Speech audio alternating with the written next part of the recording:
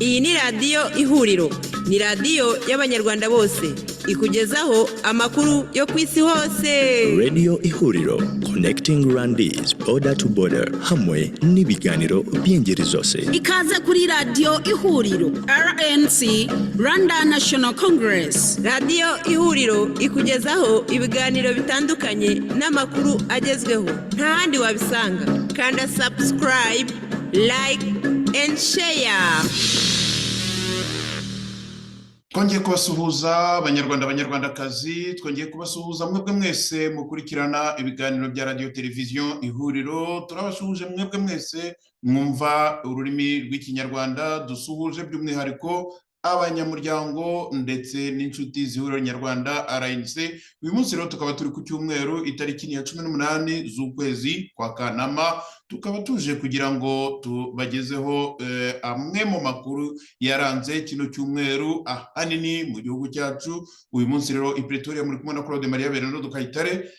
Uyu munsi tugiye kuganira ku byerekeranye n'uburyo Kagame yemeje ko nkubiri yo gufunga insengero ari amabwiriza ye bwite. Turabyumva muri kino kiganiro. Hanyuma komisiyo y'igihugu ishinzwe iby'amatora ikomereje noneho mu basenateri, aho abakandida urutonde rwamaze gusohoka. RIB nayo yananiwe kugenza ibyaha, none inkomamashyi zirayisaba gukurikirana abakoresha imbuga nkoranyambaga, mu gihe leta ya Kagame irimo kuvuga ku yindi ngingo tuza gusorezaho. Mu gihe leta ya Kagame irimo kuvuga ko abakristu bajya kwambaza Imana ku misozi y'ubukene, ndetse akanivugira ko n'abafunga wabamwereka.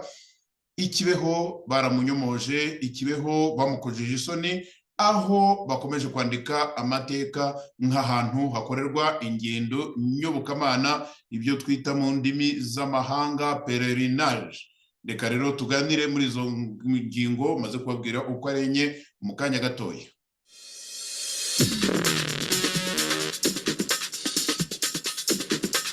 Iyi ni radiyo ihuriro, ni radiyo y'abanyarwanda bose, ikugezaho amakuru yo ku isi hose. Radio Ihuriro, connecting Rwandese border to border, hamwe n'ibiganiro by'ingeri zose. Ikaze kuri radiyo ihuriro, RNC, Rwanda National Congress. Radiyo ihuriro ikugezaho ibiganiro bitandukanye n'amakuru agezweho, nta handi wabisanga. Kanda subscribe, like and share. Nabibabwiye ni radio television ihuriro, aho usanga amakuru anyuranye n'ayahandi. Ku bantu bamaze iminsi bibaza igitumye radio television ihuriro itabagezagaho ibiganiro, haciyemo akabazo k'ubuzima gatoya, aho twari twagize impanuka y'imodoka, ariko tukaba tumenyesha abantu bose kubu imirimo yatangiye nk'ibisanzwe. Ku bataduherukaga rero nicyo kibazo cyari cyarabaye, ariko ubu imirimo irasubukuwe nk'uko bisanzwe. Turakomeza rero tubabwira nyine kuri izi ngingo twari tumaze kubagezaho mu buryo buvunaguye, aho duhera noneho ku cyitwa ku isezerano. Nese buriya umuntu yavuga ko ari isezerano, aho Perezida Paul Kagame yemeje ko ifungwa ry'insengero abibeshyaga bakavuga ko byaba byarakozwe wenda n'abategetsi bakorera ubutegetsi nabi, ariko umubyeyi w'igihugu atabizi n'ibiki byose yabakuriye inzira ku murima. Kagame w'isoni nkeya aragira ati hagomba kwigwa uko insengero zajya zinasoreshwa. Ibyo ni ibintu Perezida wa Repubulika yivugiye, ndetse abivugira mu nteko ishinga amategeko, kuvuga ko insengero ni ukuvuga byatangiye byitwa ko zitagira ibyangombwa, aho bagiye bahimba ngibyo by'imisarani, ni ukuvuga ubwihero ngo bw'abagabo n'abagore buhagije, ni ukuvuga ngo imirindankuba, ni ukuvuga ibirinda amajwi cyangwa se urusaku, niko umuntu yabyita. Hanyuma soundproof, voilà, soundproof. Bavuga iby'amapave muri parking, bavuga ibintu byinshi bagiye bavuga.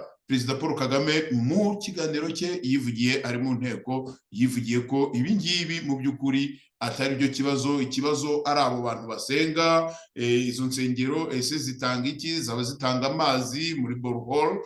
Ese izo nsengero zikora iki? Insengero zingana n'umubare nk'uwo nguwo mu mujyi wa Kigali bivuze iki? Ibintu nk'ibyo. Ariko noneho nyuma akavuga ati ahubwo niba ari abantu bakama abaturage, babakuramo ibyo kurya cyangwa se babakuramo indonke nk'uko iryo jambo rimenyerewe, Kagame mu by'ukuri we yivugiye ko ndetse bagomba no kubashyiriraho umusoro. Ni ukuvuga iki? Ni ukuvuga abakora akazi k'insengero cyangwa se akazi k'ibwirizabutumwa, evangelisation, ni ukuvuga ko bazajya basoreshwa.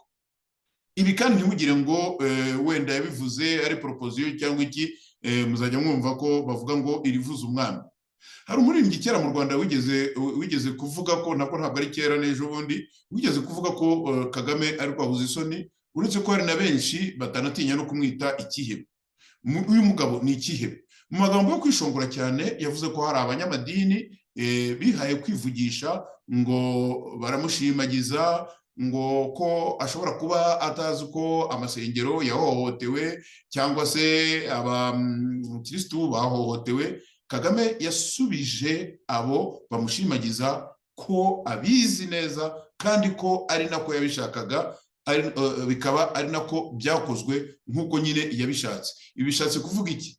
Umusesenguzi uwo ari we wese yakubwira ko bishatse kuvuga ko mu by'ukuri ari itegeko ryaturutse ibukuru. Ryaturutse ibukuru ni kwa Kagame.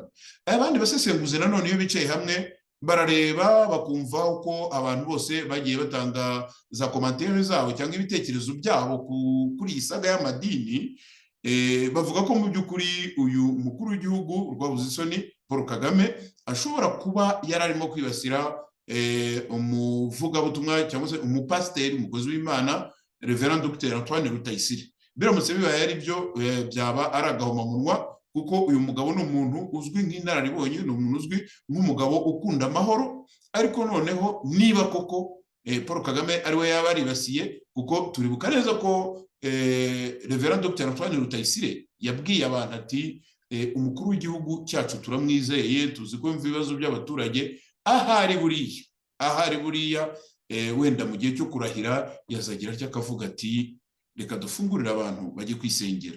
Ibyo ni Antoine Rutayisire wabivuze ku mbuga nkoranyambaga, byaratambutse. Noneho Kagame we mu kuza azavuga ati abo bantu banshimagiza, bakavuga ko wenda ibyo bintu byabaye ntabizi, ati oya ngewe nari mbizi ndetse byakozwe uko nabishakaga, kuko ariko nabishakaga. Bishatse kuvuga iki? Bivuga ko Perezida Paul Kagame ari we watanze amabwiriza. Perezida Paul Kagame yabigarutseho nanone, nibwo nyine twari turimo kuvuga ko yabigarutseho kuri uyu wa gatatu ushize, hari ku itariki ya 14 Kanama umwaka wa 2024, ubwo yari amaze kwakira indahiro ya Minisitiri w'Intebe ndetse n'iz'abadepite bashyashya. Yagarutse ku bibazo bikizitira abaturage mu rugendo rw'iterambere, ngo birimo n'ikibazo cy'amadini n'amatorero y'inzaduka yabaye menshi, ariko inyigisho zitangwa namwe muri yo ngo kaba ari ukuyobya rubanda. Muraza gukurikira murasanga uriya mugore wo muri RGB, Rwanda Governing Body, yaba nawe yaravuze mu buryo bwo kwihenura. Uyu mugore turimo kuvuga yabaye amateka muri RGB, ntakirimo, yitwa Yuta Kayitesi cyangwa Ruta Kayitesi, ni Yuta Kayitesi. Uyu mugore yabivuze yishongora cyane, avuga ko ngo hari n'abantu bigera aho ngo bahora mu masengesho bakibagirwa gukora iterambere no kugira ngo babashe kubona ibibatunga. Uyu mugore nawe muraza gusanga yarabaye amateka, kuko ubu ntakivarizwa muri kiriya kigo cy'igihugu gishinzwe imiyoborere, kuko yamaze kweguzwa niba atari ukwirukana. Ikibazo no cy'isengero zafunzwe, aho igenzura ngo ryakozwe n'urwego rw'igihugu, ariko nazo mvuga RGB, urwego rw'igihugu rw'imiyoborere, rukaba rwarafunze insengero zirenga hafi 8,000 ngo byagaragaye ko zitujuje ibisabwa.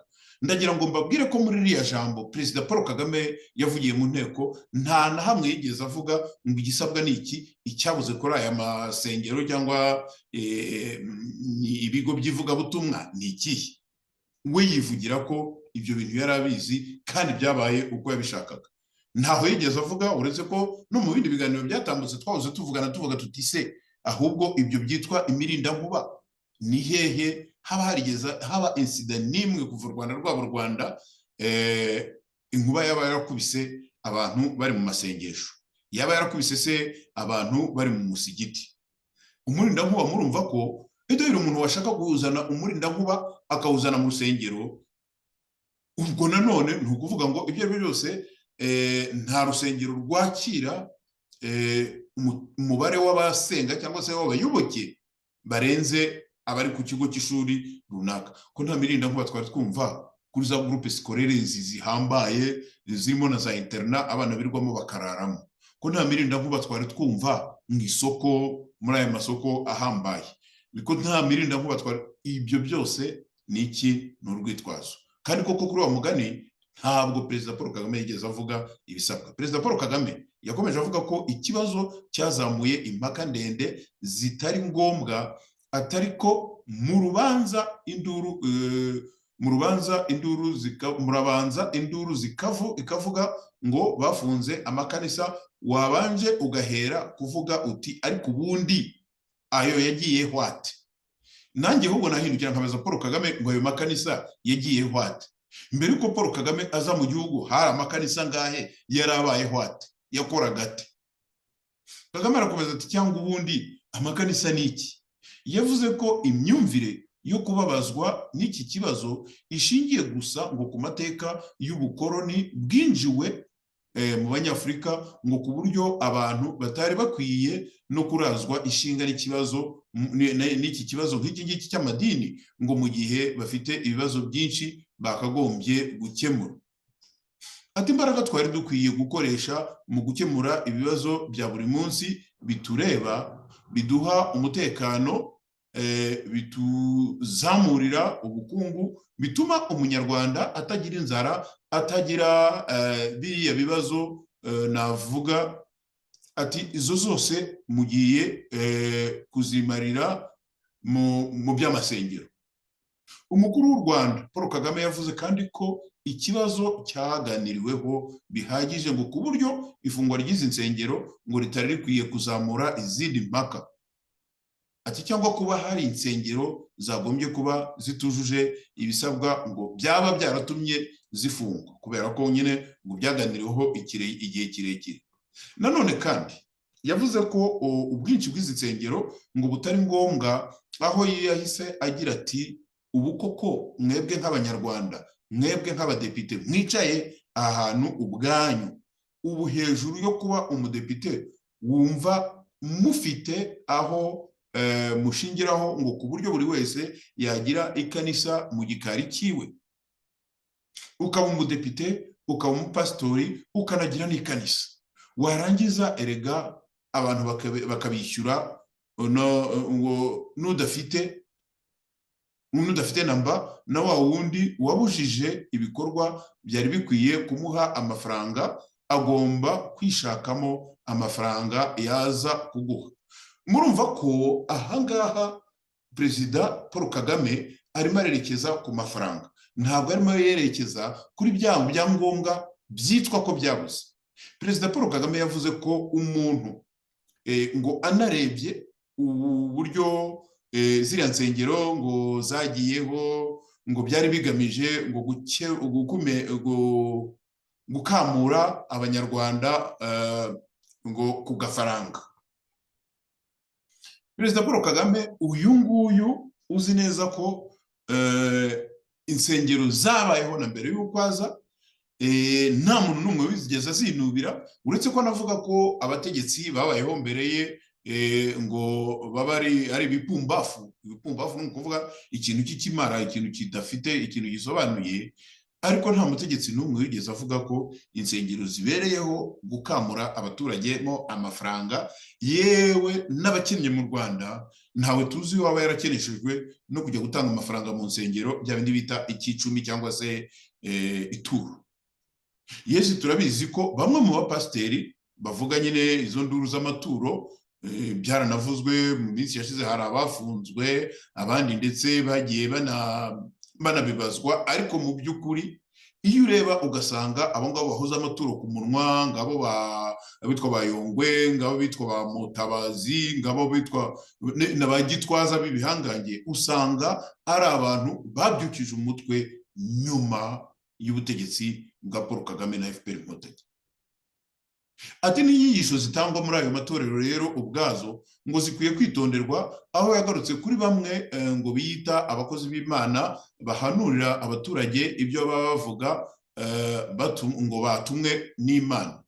Ati mbere na mbere njyewe mpuye nawe ukambwira ibyo nabanza kukubaza niba utari umusazi.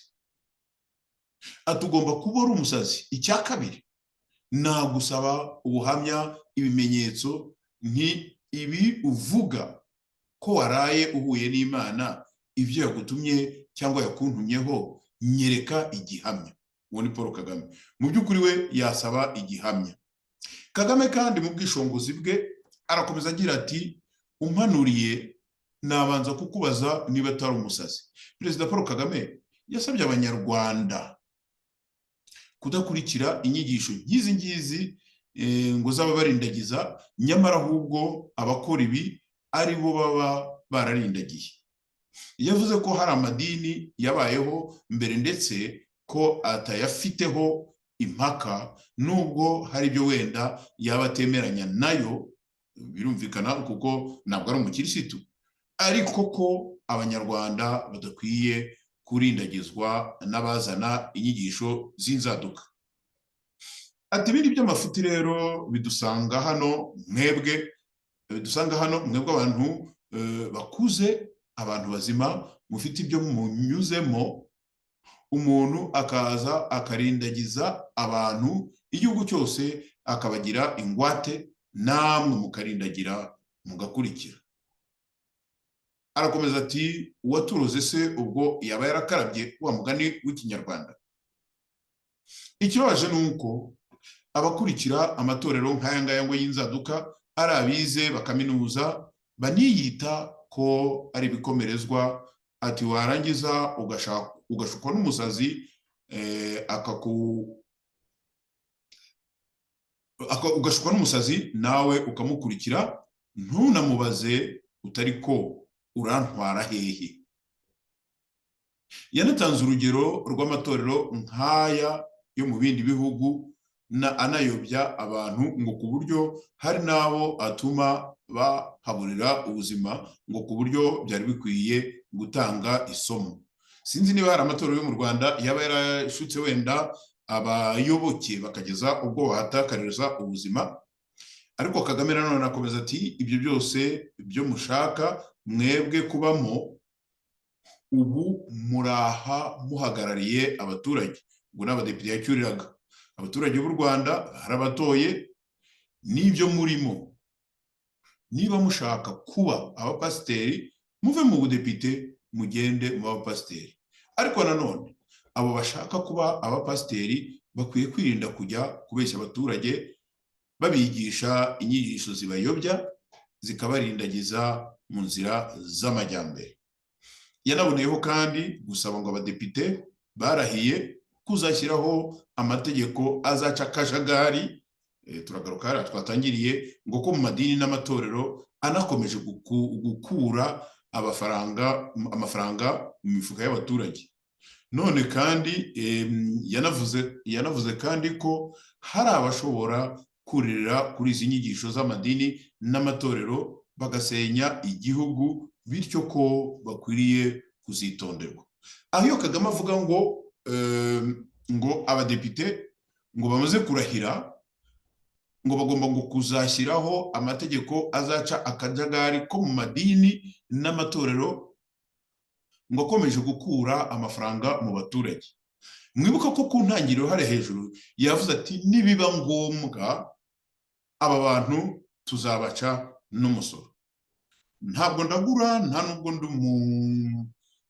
babita ngo iki, nta nubwo ndi umuhanuzi, ariko mwibuke neza ko Kagame yavuze ko ibyo abo bantu bakora abizi, ni ukuvuga abafunga amadini n'amatorero. Aha rero nimuzumva ko amatorero n'amadini yatangiye gukatwa umusoro, cyangwa se bayabwiye kujya kudekarara imitungo binjiza, ntimuzatangare kuko Perezida Kagame yarabivuze. Reka turuhuke, turagaruka mu kanya.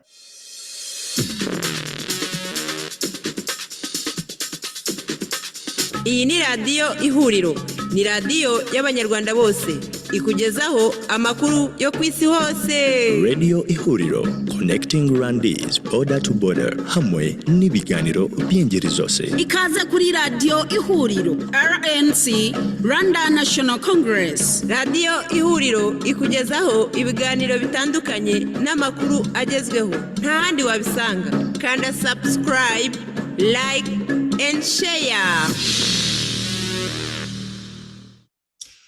Nibyo rero banyarwandakazi, twari tumaze kuvuga ibyo by'amadini n'amatorero ndetse n'uburyo Perezida Paul Kagame we yumva amadini n'amatorero yakagombye gutangira ndetse ngo gutanga imisoro kuko yinjiza amafaranga akamura mu baturage. Ibyo yabwiraga abadepite bari bamaze kurahira, ndetse na Minisitiri w'Intebe uyoboye leta, mu by'ukuri rero uyoboye guverinoma. Mu by'ukuri rero Perezida Paul Kagame ntawatinya kuvuga ko yatanze amabwiriza ko, cyangwa se icyo mu cyongereza icyo bita go ahead, ni ukuvuga yafunguriye amarembo aba badepite. Umunsi muzasanga batoye itegeko rivuga ko mugiye kuzajya musora imisoro ivuye ku by'icumi mutanga, muzamenye ko ari aho byaturutse. Turangije kuvuga abadepite batowe, twavuze mu minsi yose twababwiye guverinoma nshyashya, muzi ko abaminisitiri bamaze kurahira, Minisitiri w'Intebe yararahiye. Ubu noneho rero NEC, rwa rwego rw'igihugu rushinzwe amatora, ubu noneho rugeze mu basenateri. Abasenateri mwibuke ko Sena ni iyindi nzu y'inteko ishinga amategeko, ni ikindi cyumba niko babyita, cy'inteko ishinga amategeko. Ubu nabo bakaba bavuga ko urutonde rwamaze kumenyekana, ariko ho noneho ntabwo byaciye muri za procedure zose twumvaga muri cya gihe abantu basabaga kuzitwa abakandida kugira ngo babone uko bajya kwiyamamaza. NEC yatangaje urutonde rw'abakandida senateri bemejwe.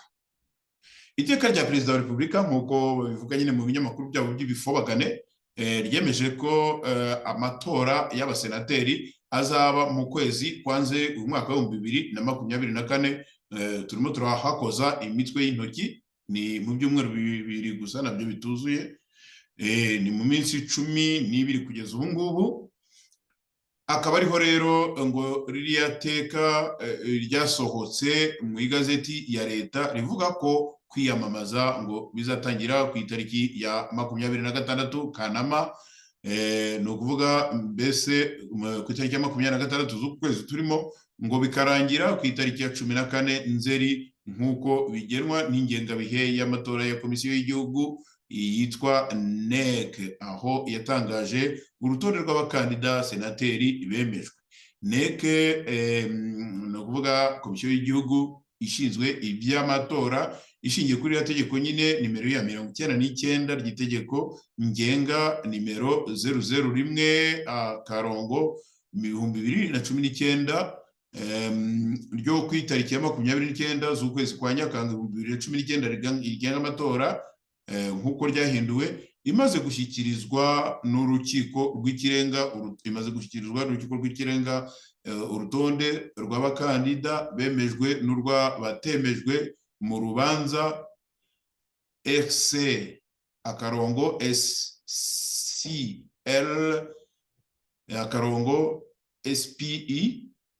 000/24 SC, ngo rwaciwe ku itariki 16 uku kwezi kwa Kanama komisiyo y'igihugu y'amatora yatangaje urutonde rw'abakandida bemejwe ku myanya y'abasenateri batorwa ku buryo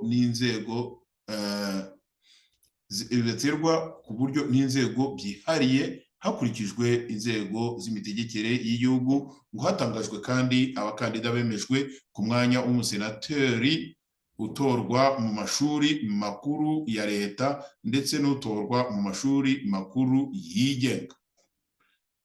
Urwo rutonde rero rwabo bemejwe nabwo twagerageje kurushakisha turugeraho dusanga nyine ku mugani wabo nk'uko babivuga babemeje nibyo kwemezwa, nk'uko babivuga babemeje koko nibo dufite ahangaha. Reka wenda mbashakire iyo listi bagezeho uko ba nyir'ubwite bayitanze, ntitubirenganire kuko ntabwo ari twe twayikoze. Baragira bati abakandida senateri batorwa n'inzego zihariye hakurikijwe inzego z'imitegekere y'igihugu. Mu ntara y'Amajyaruguru hagaragajwe 3 gusa, aribo Nyina wa Mwiza Letitia, Gatera Jean d'Amour na Rugira Amande.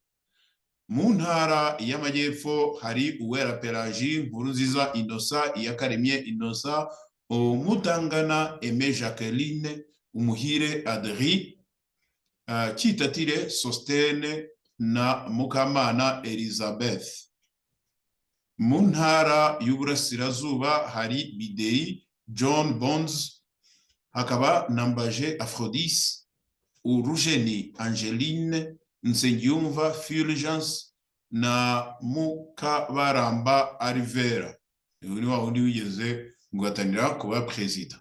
Hanyuma mu ntara y'Uburengerazuba hari uwitwa Havugimana Emmanuel, Kabahizi Celestin na Nyaminani Boniface. Cyakomeza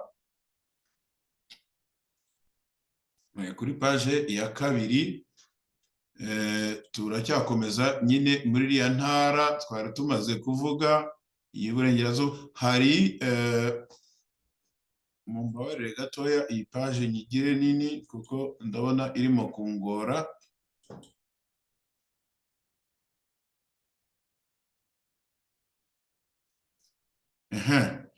Mporanyi Theobald, Hitimana Sylvestre, Nyirabahire Speciose, Mureshyankwano Marie Rose, uyu wundi wahoze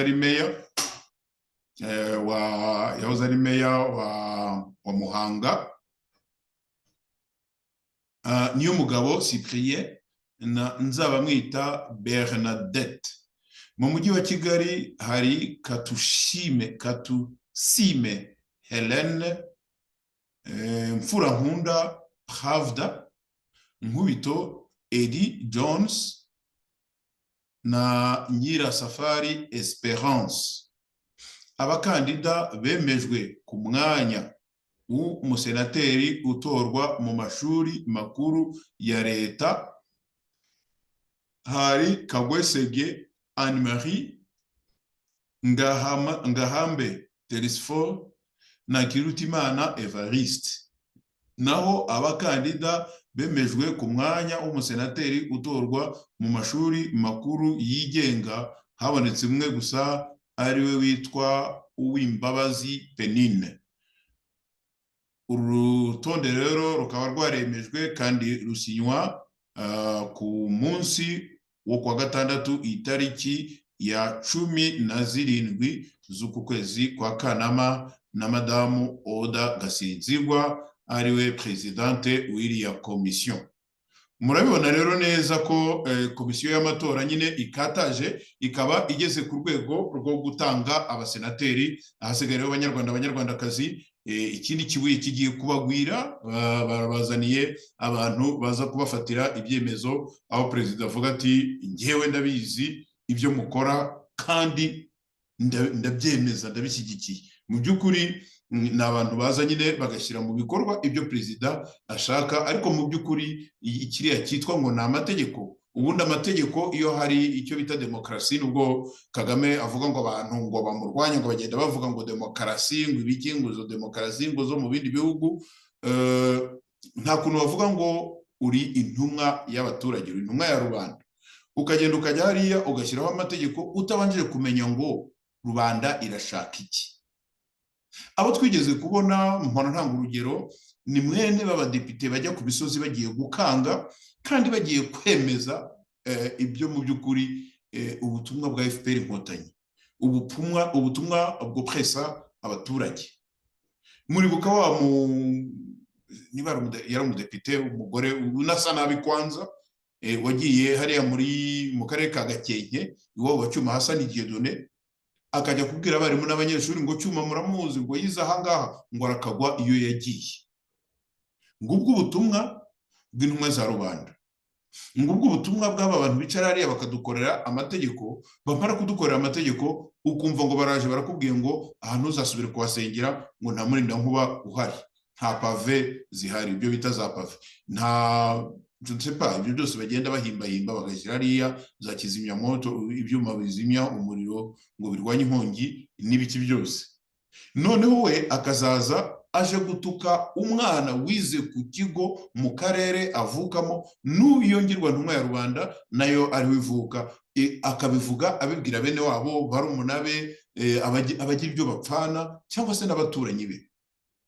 Uwo muntu rero namwe muzambwire niba abahagarariye rubanda cyangwa se abahagarariye bwa butegetsi bw'igitugu. Barangiza bakatubwira ya slogan yabo yitwa ngo umuturage ku isonga. Abanyarwanda bazi kubivuga neza bavuga ko umuturage w'u Rwanda atari ku isonga ahubwo ari ku musonga. Ni mu kanya gato.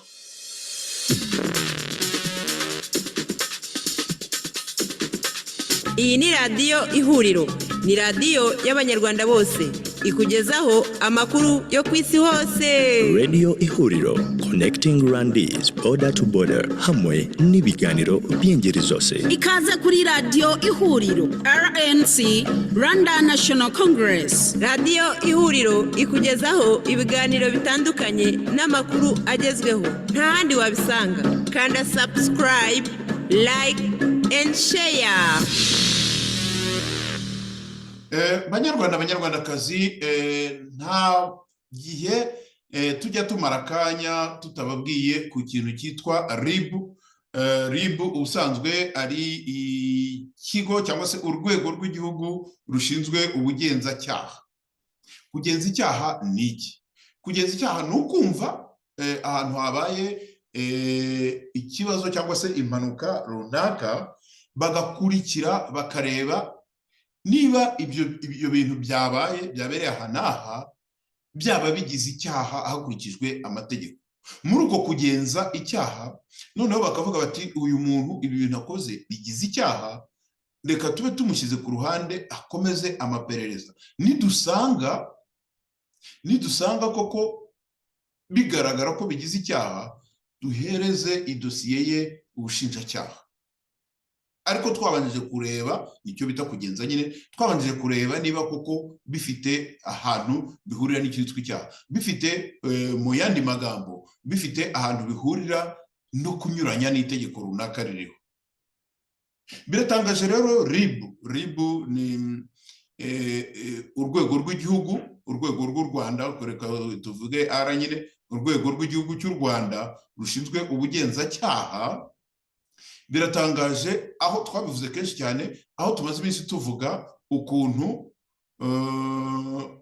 bagira batya bakavuga bati aha n'aha haketswe cyangwa se hamaze iminsi havugwa ubwambuzi cyangwa se ubujura bw'abantu bagenda kuri moto bagashikuza abantu amasakoshi. Mu kugenza icyaha baragenda bagafata ba bantu bakabashyira hariya, bagafata wenda bagira n'amahirwe yo kubona abitwa abakorewe icyaha cyangwa se abavictime, bakababaza bakegeranya ibimenyetso, noneho bakabwira ubushinjacyaha bati nyamuneka nimuze muturebere iki kintu, noneho mu bushishozi bwanyu cyangwa se uko urwego rwanyu rwateye imbere mu gushinja icyaha, nimusanga ari ngombwa dosiye muzayihereza urukiko. Hari ihame rero mpuzamahanga rivuga ngo umuntu gusa yemezwa ko ari umunyacyaha igihe yagihamijwe n'amategeko. Iyo icyaha kirimo kugenzwa, ntabwo ukekwaho icyaha aba yitwa umunyacyaha. Iyo icyaha kiri mu bushinjacyaha, iyo dosiye iri mu bushinjacyaha, byemezwa gusa ko umuntu yakoze icyaha ari uko umucamanza avuze ati dore kiramuhama. Niyo mpamvu muzasanga abacamanza abafite inyundo agakubita ati nuku ndukase. Aha niho nemereza ko uyu muntu ibyo yakoze bigize icyaha, nahite noneho amategeko amwereka icyo agomba gukora, niba ari uguhanwa n'igifungo, niba ari uguhanwa aciwe amahazabu, niba se ikigomba kumukorerwa nyuma yaho. Aho niho umuntu aba yiswe umunyabyaha. Ni ukuvuga umuntu uwo ari wese aba yitwa un innocent, ni ukuvuga umuziranenge, kugeza igihe cyose umucamanza avuze ati icyaha kiraguhama. So ku rwego rwa RIB, ntabwo umuntu yinjira muri RIB ngo ahite yitwa umunyabyaha. Ntabwo umuntu aba afite dosiye mu bushinjacyaha ngo yitwa umunyabyaha. Noneho rero mu Rwanda bo icyo bakora, niho nashaka guhera. Mu Rwanda bagira gutya bakavuga bati dore seri cyangwa se ikirongo cy'abasore twamenye ko bambura abantu amasakoshe bagenda kuri moto. Dore abantu twumvishe ko bakoresha ubujura bwa mudasobwa. Dore abantu twumvishe ko noneho ibyaha bakagenda bakabirundanya, ariko ikibabaje bameze nk'aho nigova ku giti. Dore umuntu ikibabaje, ibyaha bigaragara bifatika bikorerwa abantu, ndetse abenshi bakajya muri ya manama y'ibihangange bamwe batemerera n'abantu kuvuga, bakavuga bati twe twatabarwa na perezida wa repubulika.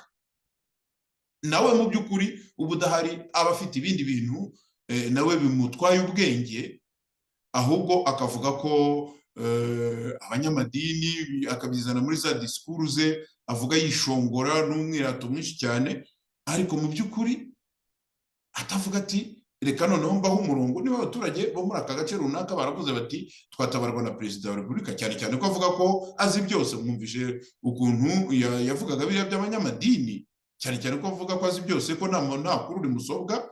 Noneho basi akavuga ati okay, aba bantu numvishe ngo habaye ibi n'ibi aha n'aha, byagenze bite? Ejo bundi numvishe avuga iby'imiceri, sinshaka ko bimvana mu kibazo cyari mu ngingo RIB nari ngezeho, aho yavuga ngo ngewe ngo nyine ngo nagiye ngo kwirebera amakuru kuri social media. Ubu ni perezida wa hehe? Urashaka amakuru yo kugira gute ndiba kugeza umutangazamakuru? Urashaka amakuru yo kugira gute ko ufite abantu mu biro byawe bashinzwe kumenya ibyo bintu biba ari bigomba kukugeraho bikakugeraho? Niba waragiye ukibonera ayo makuru yo gutanga yuko abaturage bo muri Rusizi imiceri yababoreyeho baranabuze n'uburyo bafataho utwo kujya kurarira, wowe ukabibona muri social media, uretse kuvuga ngo wenda wasimbuye minisitiri w'ubuhinzi, ikindi wakoze ni iki? Abo baturage uzabahoza amarira gute kuri umukuru w'igihugu? Reka twikomereze tujye muri RIB, kuko ibikorwa na RIB ni ishyano, kuko RIB mu by'ukuri ntabwo ikigenza ibyaha bibangamira abaturage, ahubwo noneho ijya gushakisha, igeze naho ijya gushakisha, cyangwa se nanjye ngo ijya gushakisha, igeze naho itungirwa agatoki n'abanyamihanda, niko babita babandi bo kuri YouTube bo mu Rwanda, itungirwa agatoki n'abanyamihanda. Ni ukuvuga akazi kababanye gakeya, kugeza ubwo noneho abantu bo ku mihanda, aba muri showbiz niko babyita, abantu birirwa bavuga iby'abapfumu, abantu birirwa bavuga ibyerekeranye n'imiti yongera ibitsina, abantu birirwa bavuga ukuntu batubura amafaranga, abo bantu nibo batangiye kurangira urwego rw'igihugu rushinzwe ubugenzacyaha, aho bashakashakira ibyaha kandi abantu batagisinzira mu gihugu. Abakoresha imbuga nkoranyambaga ngo basabye RIB gutunga itoroshi mu ruhando ngo rw'imyidagaduro. Iyo bavuze imyidagaduro ni hahandi wumva ngo abaririmbyi, abakinnyi b'amakinamico, abakinnyi baza siporo zinyuranye, abantu bavuga imivugo, abantu naho ngaho icyo nicyo basigaye numva babyita mu Rwanda babyita igisata, ariko byahoze ari ikirundi. Aho niho igisata cy'imyidagaduro giherereye. ngo abakunzi n'abakurikiranira hafi imyidagaduro mu Rwanda ngo basabye urwego rw'igihugu rw'ubugenzacyaha ukagira ngo haba hari abakunzi, ukagira ngo haba hari rezo cyangwa se itsinda ryabo bakunzi riri legale bahuriramo bakaba batanga igitekerezo. Noneho yuvuze rero ngo basabye urwego rw'igihugu rushinzwe ubugenzacyaha, ese baciye mu yihe nzira, kwihe platform kugira ngo babwire RIB? Ese iyo bavuze ngo abakunzi n'abakurikiranira hafi imyidagaduro ni bande? Ni njyewe wiyicariye ahangaha i Pretoria nifatanyije n'undi uri muri Rusizi cyangwa uri muri Kayonza, ni bande? Bahurira he kugira ngo abo ngabo bagire agakundi cyangwa se agakipe, akagrupe kashyira ibitekerezo hamwe bikoherezwa Jano Ruhunga kugira ngo byigwe? Namwe munyumvire icyo kintu. Bariya abakunzi rero ngo n'abakurikiranira hafi iby'imyidagaduro mu Rwanda basabye urwego rw'igihugu RIB rw'ubugenzacyaha ngo gukurikirana ibibazo bimaze iminsi bigaragara mu ruhando rw'imyidagaduro, cyane cyane harimo ngo ibishobora ngo kuba bigize icyaha nshinjabyaha. Nyuma y'uko bisa nk'aho bimaze gufata intera hagati ya bamwe mu bahanzi basigaye barangwa n'ibintu bitandukanye birimo gusebanya, amashyari n'inzangano, amwe mu makimbirane yagaragaye ku mbuga nkoranyambaga arimo inkuru zavuzwe kuri The Ben na Bruce Melody, indirimbo ya Zeo Trap yise Sinabyaye, ngo byavugwaga ko yibasiraga mugenzi we Ish Kevin, ngo byatumye RIB yinjira muri icyo kibazo, iyo ndirimbo igasibwa ngo kuri YouTube nyuma y'iminsi 3 gusa ishyizweho. Mwumve umuhanzi runaka, umuntu ku giti cye yagiye hariya ahimba indirimbo arayiririmba, abandi bantu babavugirije barazunguruka baragenda baravuga bati iyi ndirimbo ibyo ari byo byose ishobora kuba irimo yibasira kanaka. Abo bantu mwumve namwe, nitugera hasi nidukomeza iyi nkuru nk'uko yanditswe muraza gusangamo abantu baba nommé par le président de la République, abantu bamanika akaboko bakarahira ku idarapo ry'igihugu ko bazakorera u Rwanda, ko biyemeje gukorera u Rwanda, ari abaministre muri guverinoma y'igihugu. Ariko nta n'umugayo, abo baministre bafata ku idarapo bakamanika n'akaboko, Kagame we arahira afashe ku idarapo yifatiye no kuri kiriya kintu barambikaho ibitabo barimo gusoma. Nabyo barabivuze, mbona nta n'umwanya wo kubivuga kuko byose nyine ce sont des bêtises, ni ibintu n'ubundi biciriritse bidafite umumaro. Noneho rero mwumve, muraza kumvamo abantu bageze ku rwego rw'ubuministre wo kujya kumenya ibyo The Ben na Bruce Melody barimo gupfa, ibyo uwitwa Zeo Trap ngo yaririmbye indirimbo ngo yitwa Sinabyaye, bagahita barota.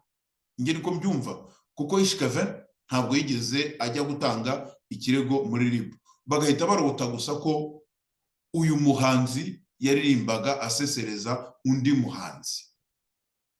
Ibyo bikajya aho ngaho, noneho bakavuga ngo abantu ngo bakurikiranira hafi showbiz cyangwa se imyidagaduro mu gihugu cy'u Rwanda, ngo basabye abantu, ugahita ukaba watekereza uti wenda uti ni association runaka ifite ubuzima gatozi, ifite ubuvugizi, niko kuvuga porte parole cyangwa spokesperson, umuntu ujya ahagaragara akavugira abantu ariko akavuga mu izina rya institution. Kuko turamutse tugize nahoze numva mugenzi wanjye Jean Paul Turayishimiye avuga ku by'abakono, turamutse tuvuze tuti abakono barateranye bajya kwimika umwami w'abakono, icyo gihe ntabwo ari institution, ni groupe runaka y'abantu bahuje amaraso.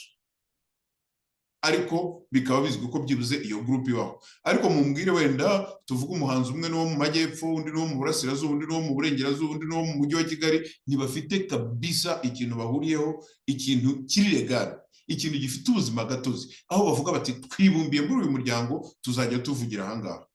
Noneho niba RIB atari cya kindi abasirikare bita kwidumbukiza, RIB ikavugwa ko igiye ku investigating, nibyo byita kugenza ibyaha, ibintu biturutse ku mihanda. Donc nkuko navuga nkavuga nti kanaka yibye ibitoki by'abaturage mugende mu mufate. Gusa kuko mbivuze, RIB igahita izinduka mu gitondo igafata amajipe ya RIB igashyiramo mazutu igafata ibintu byose ikagenda igatangira kwiruka ku muntu, ngo kubera ko umuntu witwa Kayitare muri Afurika y'Epfo yavuze ko umuturage witwa Yohani runaka yibye igitoki mu murima w'umuturage. Munyumvire namwe aho inzego za leta y'u Rwanda zigeze.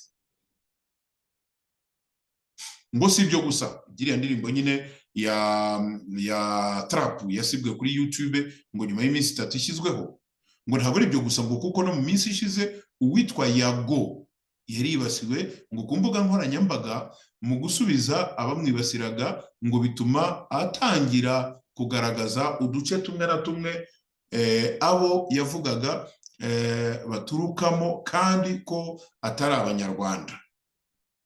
Ngo abakurikiranira hafi imyidagaduro mu Rwanda ngo bahise bagaragaza ukutishimira imvugo ya Yago, ngo bavuga ko bibangamiye ubumwe bw'abanyarwanda, ari nabyo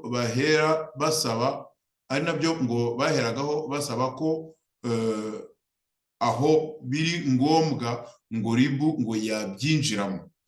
Abo bantu hano baracyavuga abantu, nongeye nababwiye ni hasi turubuze kubona abo bantu abaribo n'urwego bagezeho. Murebe noneho ukuntu umuyobozi runaka atesha agaciro urwego ahagazeho. Uwiyita Mukama ngo watwebaze ngo abinyujije ku rubuga rwa X yaragize ati rwose pe RIB ibe hafi, ngo kuko no gutebya ngo bigira aho bigarukira abantu b'ibyamamare, no kuvuga abasitari, ngo bazi neza ko bakurikirirwa n'ibihumbi by'abanyarwanda, ngo ziriya mvugo bamaze iminsi bakoresha nabo bigaye. Uwise Big Energy we ngo yagize ati ambo bigiye kujya mu buryo rero sasa showbiz bamwe bamenye uko ikorwa, ngo bamenye uko ikorwa, ngo uzagongwa n'itegeko azahanwe. Naho uwita El Chanto ngo yungama ati RIB mugarure intama zanyu amazi atararenga inkombe. Harya RIB yabaye ryari umushapati, yabaye ryari umushumba ngo igende kugarura intama? RIB ko duheruka tuzi ko ari urwego rw'igihugu cy'u Rwanda rushinzwe ubugenzacyaha, ni ryari yagabiwe intama, ni ryari yagizwe umushumba? Naho ngukoresha izina rya The Punisher Team PK, ni ukuvuga The Punisher ni kuvuga umuhanyi, ariko Team PK muziko amagambo yakoreshwaga bamamaza Paul Kagame. Ubwo nabyo muragenda buhoro buhoro mwumva abo bantu ari bande. We rero ngo yagize ati kuri RIB na utuma twishima Abdara rwose ngo birakwiye ko utuma twishima, ndaje mbabwira wariwe, ngo birakwiye ko ni ministre w'ibyerekeranye n'imico Jitsepa, ngo birakwiye ko bikurikiranwa, ngo kuko twakomeje kubivugaho kuva mbere. Ati rero nibifatweho umwanya dukure abavandimwe akawa mugani ngo umusore umuhana avayo.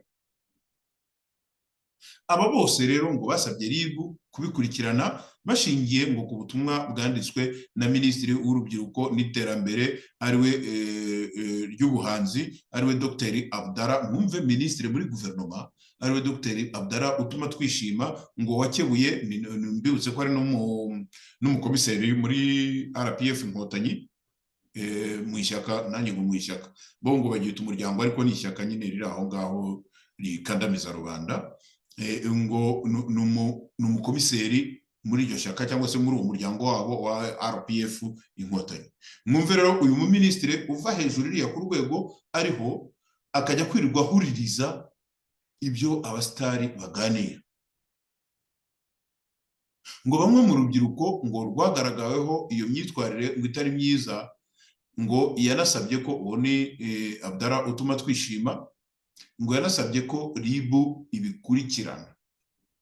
Mu butumwa yanyujije kuri X ariyo twita mu minsi yashize, ngo yagize ati nabanje gukeka ko na Abdallah utuma twishima ufite uri ku rwego rwa dogiteri, ni ukuvuga wazobereye, akaba ari we ujya gukurikirana utu tudode. Mwumve aho abagize guverinoma y'igihugu cy'u Rwanda bageze, ba bantu bafata ku idarapo bakamanika akaboko barahira bavuga ko nibazarenga kuri iyo ndahiro bazabihanirwa n'amategeko. Ibyo byose nyine nk'uko babivuga, ariko ibyo ari byo byose niho navuze nyine nta mugayo, bo wenda niyo ndahiro bayikora mu buryo bwuzuye, bagakora ku idarapo bakamanika n'akaboko. Kagame we nta nako yigeze amanika. Mu butumwa yanyujije kuri Twitter mwumvise ko yasabiye abo bantu ko bagomba nyine gukurikiranwa, aho yagize ati ngo nabanje gukeka ko iby'urubyiruko rurimo ngo ari ugususurutsa muri showbiz, ni ukuvuga guhimbaza abantu nyine, ngo hajemo ibyo kuvuga uturere abantu bavukamo ni Nyangarwanda, ngo narikanze. Uwo ni minisitiri wikanga. Yago, Godfather, Irene, Sky2 n'abandi, gutukana no kubeshyerana ntabwo ari umuco. Ati RIB ni muturebere ko nta byaha bari gukora. Ibi rero utuma twishima abivuga, akanavuga ko RIB yabarebera. Ntimugire ngo buriya ababivuze nawe arimo akora showbiz, ubwo ntashobora gukora showbiz. Ni umukuru, ni umuminisitiri, ni umumambure wa guverinoma. Aha rero niho uzasanga bya bipfapfa, ni naho uzasanga na Perezida Paul Kagame ubwe bwite ajya hariya akavuga ngo nagiye ku mbuga nkoranyambaga nsoma amakuru. Urinda ujya ku mbuga nkoranyambaga uri Perezida wa Repubulika, abakora mu biro byawe bakora iki? Bashinzwe iki? Utuma twishima nawe agiye ku mbuga nkoranyambaga, abanyarwanda barimo barataka, bafite ibintu byinshi bibabangamiye. Wowe uri murajya ku mbuga nkoranyambaga kujya gushaka ibyo Godfather yavuze, ibyo Yago yavuze, uwo w'indirimbo ye yasesereje runaka, mukajya no gusaba ko izo ndirimbo bazisiba. Pauvre abanyarwanda. Hari umukobwa wavuze ati shame on you, biranababaje cyane. Ngaho rero ngayo nguko, aho rero niho bavuga bati umuturage ari ku isonga. Aha niho bavuga bati dufite ubuyobozi twishyiriyeho, abayobozi badukorera ibyo dukeneye. Munyumvire namwe abayobozi aho batangiye gutandukira bakava mu biro bakajya kureba ku mbuga nkoranyambaga. Reka turangirize ku ngingo ya nyuma. Mu by'ukuri iyi ngingo ya nyuma nashatse kuyegeranya na kiriya kibazo cy'amadini n'imvugo ya Perezida Paul Kagame, ariko nsanga wenda umuntu ashobora kuyishyira ku ruhande, kuko ibi birareba cyane cyane nako mbere yo kugira ngo birebe, umuntu yashimira abakirisitu gatolika mu gihugu cy'u Rwanda bagikomeza gusigasira amahame ya Kiliziya Gatolika.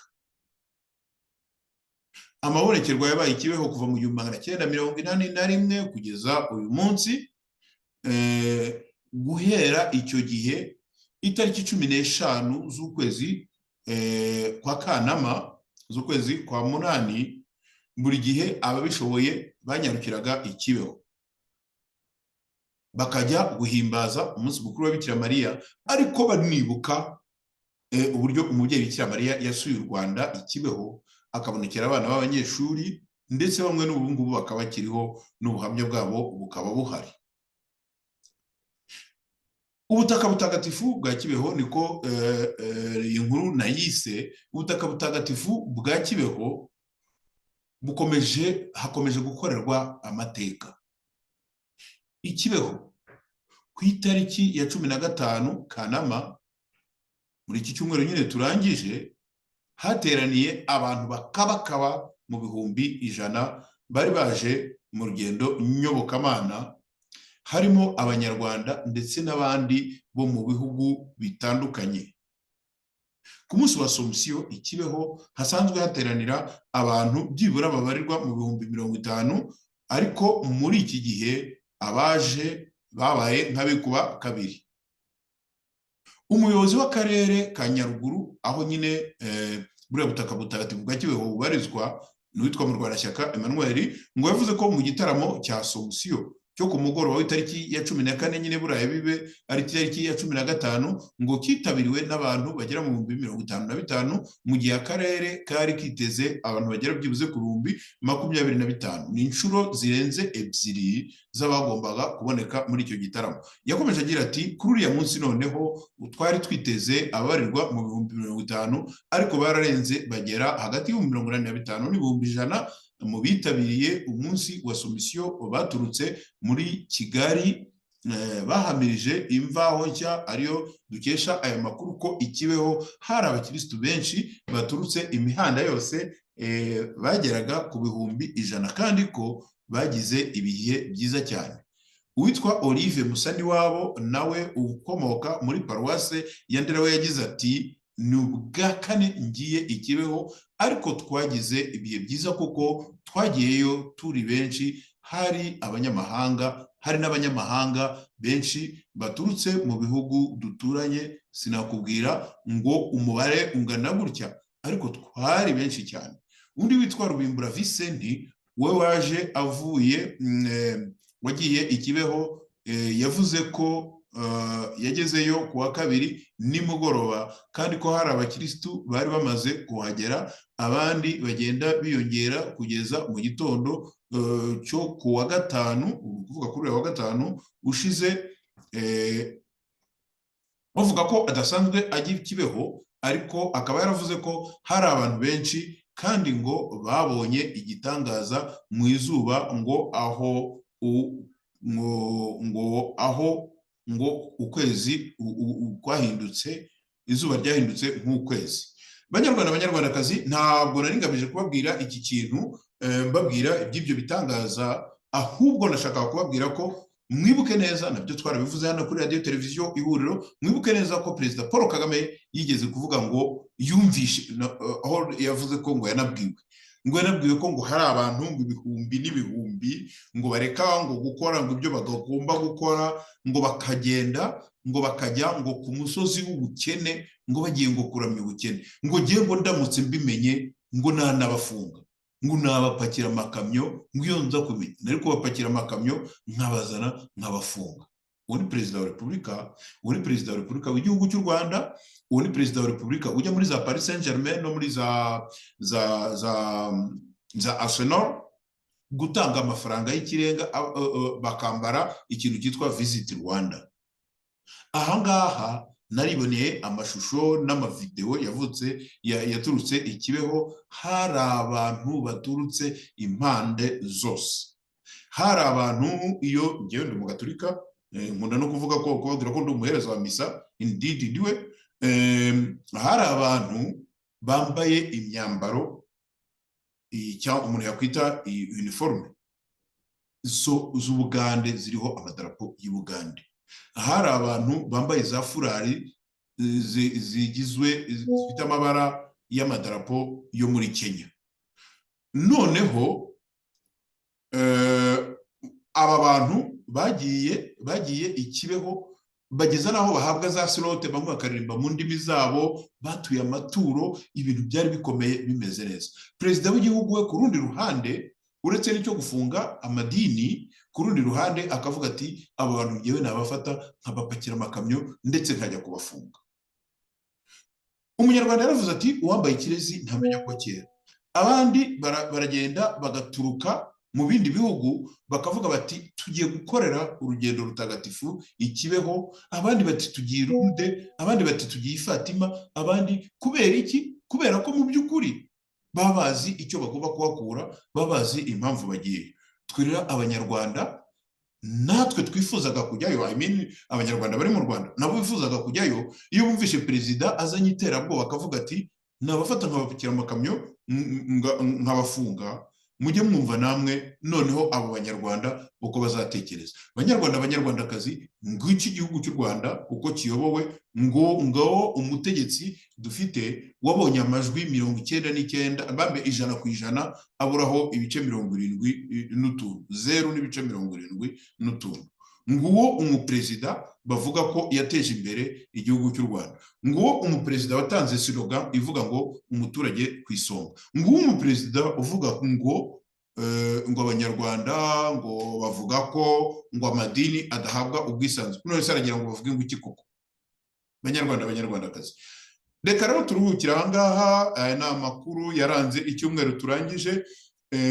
Tugiye gukomeza ibiganiro. Nari nababwiye ko mu minsi yashize nari nagize akabazo k'uburwayi, ariko ubu nagarutse. Turi kumwe, mukomeze muduhe ibitekerezo byanyu ku mbuga nkoranyambaga, mukomeze mutubwire namwe ibibera iwanyu, tuze natwe hano tubitangaze, kuko hanini muri etufe, murazibiranijwe, ntabwo mufite uburyo bwo kugira ngo mube mwatangaza amakuru, ariko twebwe hano turabufite. Dushobora kubavugira tukabwira isi n'akarere n'u Rwanda. Reka rero mbashimire cyane abadukurikiye mwese, nkomeze mbaragize Imana kandi mbasabire imigisha muri iki cyumweru dutangiye i Pretoria muri Afurika y'Epfo. Ngewe mwari kumwe na Claude Maria Bernardo Kayitare, naho ku munsi w'ejo.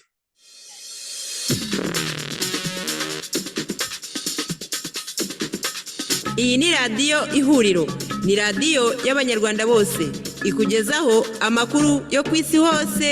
Radio Ihuriro, connecting Rwandese border to border, hamwe n'ibiganiro by'ingeri zose. Ikaze kuri radiyo Ihuriro, RNC, Rwanda National Congress. Radiyo Ihuriro ikugezaho ibiganiro bitandukanye n'amakuru agezweho, nta handi wabisanga. Kanda subscribe, like and share.